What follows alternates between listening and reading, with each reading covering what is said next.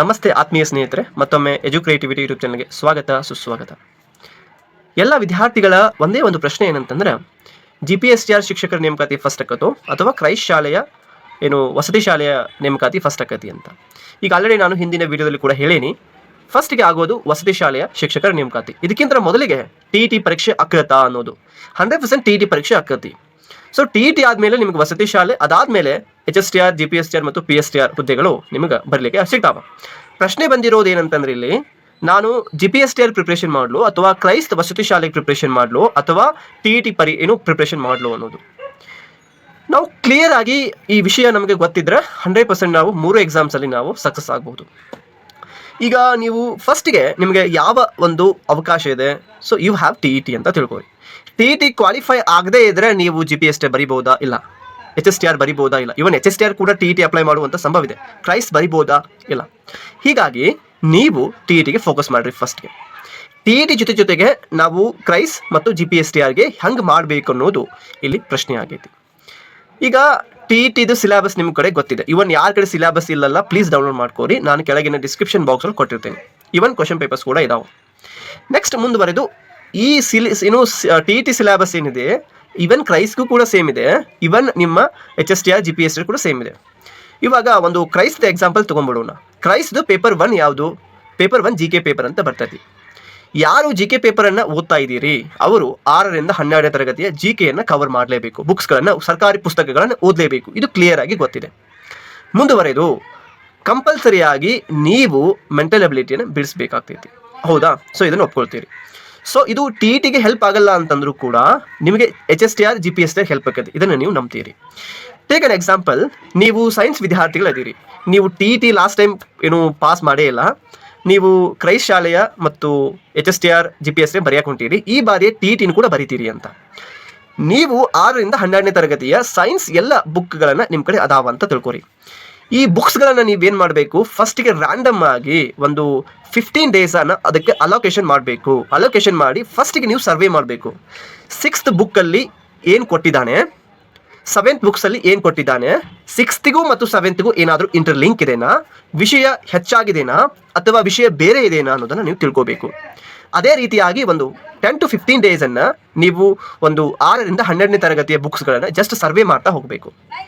Survey ಮಾಡ್ತಾ ಹೋದಾದ್ಮೇಲೆ second reading ಏನು ಬರ್ತೈತಿ, ಕ್ವಶನ್ ಪೇಪರ್ಸನ್ನು ತಗೋಬೇಕು. ಅವಾಗ TET ತಗೋಬೇಕು, ಕ್ರೈಸ್ಟ್ ತಗೋಬೇಕು, GPT ತಗೋಬೇಕು.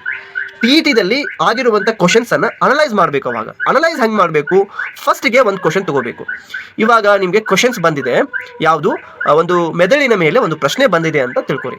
ಮೆದುಳಿನ ಮೇಲೆ ಪ್ರಶ್ನೆ ಬಂದಿದೆ ಅಂದಾಗ ಮೆದುಳು ಅನ್ನುವಂತಹ ಪಾಠವನ್ನು ನೀವು ಸರ್ವೆ ಮಾಡುವಾಗ ಯಾವ ಒಂದು ಬುಕ್ಕಲ್ಲಿ ಓದಿದ್ರಿ ಅಲ್ಲಿಗೆ ಹೋಗಬೇಕಾಗ್ತೈತಿ. ಆ ಬುಕ್ಕಲ್ಲಿ ನೀವು ಅದನ್ನು ಪಾಯಿಂಟ್ ಔಟ್ ಮಾಡಬೇಕಾಗ್ತೈತಿ. ಕ್ವಶನ್ ಹೆಂಗೆ ತೆಗೆದಿದ್ದಾನ, ಕ್ವಶನ್ಸ್ ಏನಾದರೂ 1 ಲೈನ್ ಕ್ವಶನ್ಸ್ ಇದೆನಾ, ಅಥವಾ ಇಲ್ಲ ಸರ್ ಅದು ಹೇಳಿಕೆ ಮೇಲೆ ಕ್ವಶನ್ಸ್ ಇದೆನಾ, ಇಲ್ಲ ಅದು ಹೊಂದಿಸಿ ಬರೆಯ ಮೇಲೆ ಕ್ವಶನ್ಸ್ ಇದೆನಾ. ನಾವು ಕ್ವಶನ್ಸನ್ನು ಪ್ಯಾಟರ್ನನ್ನು ಅಂಡರ್ಸ್ಟ್ಯಾಂಡಿಂಗ್ ಮಾಡ್ಕೊಳ್ಬೇಕು. ಹಾಗಾದರೆ ಇದಾ ಒಂದು ಟಾಪಿಕ್ ಮೇಲೆ ಮತ್ತೆ ಬೇರೆ ಯಾವ ರೀತಿ ತೆಗಿಬೋದಮ್ಮ, ಒಂದು ಹೇಳಿಕೆಗಳ ಮೇಲೆ, ಸ್ಟೇಟ್ಮೆಂಟ್ ಮೇಲೆ ತೆಗಿಬೋದು, ಒಂದು ಇವುಗಳಲ್ಲಿ ಯಾವುದು ತಪ್ಪಾಗಿದೆ ಅಂತ ಕೇಳ್ಬೋದು, ಸರಿಯಾಗಿದೆ ಅಂತ ಕೇಳ್ಬೋದು. ಈ ರೀತಿಯಾಗಿ ನಾವು ಸೆಕೆಂಡ್ ಟೈಮನ್ನು ಪ್ರತಿಯೊಂದು ಕ್ವಶನ್ಸನ್ನು ಕೂಡ ಅನಲೈಸ್ ಮಾಡಬೇಕು. ಅಫ್ಕೋರ್ಸ್ ಇರುವ ABCD 4 ಆಯ್ಕೆಯನ್ನು ಕೂಡ ನಾವು ನೋಡಬೇಕು.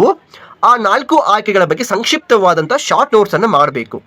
ಇದೇ ರೀತಿಯಾಗಿ ನೀವು ಮಿನಿಮಮ್ ಒಂದು 100 ಕ್ವಶನ್ಸನ್ನು ಅಟೆಂಪ್ಟ್ ಮಾಡಬೇಕು. ಬಿಫೋರ್ ಎಕ್ಸಾಮ್ಸ್ಗಿಂತ ಮೊದಲಿಗೆ ನೀವು ಅವುಗಳನ್ನು ಮಾಡಬೇಕು.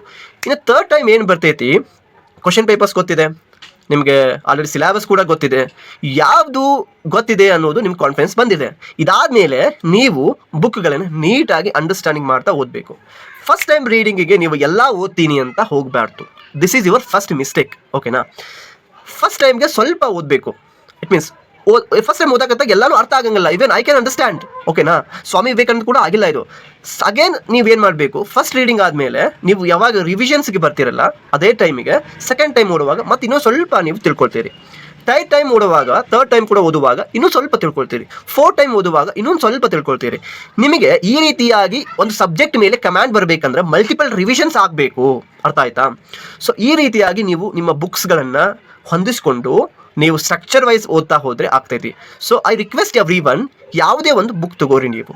ಬುಕ್ ತಗೊಂಡಾದ್ಮೇಲೆ ಆ ಬುಕ್ಕನ್ನು ನೀವು ಒಂದೇ ಬಾರಿಗೆ ಓದಿ ಅರ್ಥ ಮಾಡ್ಕೊಳ್ತೀನಿ ಅಂತಂದ್ರೆ ನೀವು ಬಾವಿಯಲ್ಲೇ ಈಜದೆ ಸಮುದ್ರದಲ್ಲಿ ಹೋಗಿ ಈಜ್ದಂಗೆ ಅಂತ. ಅಂದರೆ ಬಾವಿಯಲ್ಲಿ ಈಜನ್ನು ಕಲ್ಕೊಂಡು ಸಮುದ್ರದಲ್ಲಿ ಈಜಿದ್ರೆ ಬಹಳ ಬೆಸ್ಟ್ ಆಗ್ತೈತಿ. ಸೊ ದ್ಯಾಟ್ ಪಾಯಿಂಟ್ ನಾನು ಇದನ್ನು ನಿಮ್ಗೆ ಹೇಳಕತ್ತೀನಿ. ಇನ್ನು ವೆರಿ ಇಂಪಾರ್ಟೆಂಟ್ ಥಿಂಗ್ ಏನಂತಂದ್ರೆ, ಸೊ ಈಗ ಆಲ್ರೆಡಿ ನಿಮಗೆ ಎಲ್ಲವೂ ಕೂಡ ಗೊತ್ತಿದೆ ಅನ್ನೋದು ಬೇಡ. ಓಕೆ, ಗೊತ್ತಿಲ್ಲ ಅಂತಲೇ ಓದೋದು. ಇನ್ನು ನಿಮಗೆ ಇಲ್ಲಿ ರ್ಯಾಂಡಮ್ ಆಗಿ ಕೆಲವೊಂದಿಷ್ಟು ಸಬ್ಜೆಕ್ಟ್ಸ್ ಬೇರೆ ಬೇರೆ ಬರ್ತಾವ. ಅವುಗಳನ್ನು ನೋಟಿಫಿಕೇಶನ್ ಆದಮೇಲೆ ಓದಿದ್ರೆ ಚೆನ್ನಾಗಿರ್ತದೆ. ಕಂಪ್ಯೂಟರ್ ತೆಗೆದುಕೊಳ್ಳ್ರಿ, ಅದೇ ರೀತಿಯಾಗಿ ನೀವು ಮೆಂಟಲ್ ಅಬಿಲಿಟಿ ತೆಗೆದುಕೊಳ್ಳ್ರಿ, ಮತ್ತೆ ಮೌಲ್ಯ ಶಿಕ್ಷಣ ತೆಗೆದುಕೊಳ್ಳ್ರಿ. ಇವೆಲ್ಲ ಏನಾಗ್ತೈತಿ, ನೀವು ಎಕ್ಸಾಮ್ಸ್ ನೋಟಿಫಿಕೇಶನ್ ಆದಮೇಲೆ ಒಂದು ಪ್ರತಿಯೊಂದು ಸಬ್ಜೆಕ್ಟಿಗೆ ಒಂದು 5 ಡೇಸ್ ಕೊಟ್ಟರು ಕೂಡ you will complete all these subjects within exam ಅಂತ ಹೇಳ್ಬೋದು. ಸೊ ಈ ರೀತಿಯಾಗಿ ನಿಮ್ಮ ಒಂದು ಸ್ಟ್ರಕ್ಚರನ್ನು ನೀವು ಎಕ್ಸಾಮ್ಸ್ಗೆ ಓದೋದನ್ನು ನೀವು ಇಟ್ಕೊಳ್ರಿ. ಫಸ್ಟ್ಗೆ ಎಲ್ಲ ಒಂದು ಪರೀಕ್ಷೆಯಲ್ಲಿ ಕಾಮನ್ ಆಗಿರುವಂಥ ಸಬ್ಜೆಕ್ಟ್ ಲಿಸ್ಟ್ ಔಟ್ ಮಾಡಿರಿ. ಲಿಸ್ಟ್ ಔಟ್ ಮಾಡ್ಕೊಂಡು ಒಂದು ಬುಕ್ಸ್ಗಳನ್ನು ತಗೊಳ್ರಿ. ನಾನು ನಿಮಗೆ ಸಜೆಷನ್ಸ್ ಮಾಡೋದು ವಾಮದೇವ ಬುಕ್ಸನ್ನು ಸೈಕಾಲಜಿಗೆ ಓದ್ಕೊಳ್ರಿ. ಅವ್ರದ್ದೇ ಇನ್ನೊಂದು ಏನು ಬರ್ತೈತಿ, MCQ ಬರ್ತೈತಿ, ಅದನ್ನು ಕೂಡ ಓದ್ಕೊಳ್ರಿ. ಇನ್ನು 6 to 12 ಬುಕ್ಸ್ ಭಾಳ ಇಂಪಾರ್ಟೆಂಟ್, ಅದನ್ನು ಕೂಡ ನೀವು ಬಿಡದೆ ಓದಬೇಕು.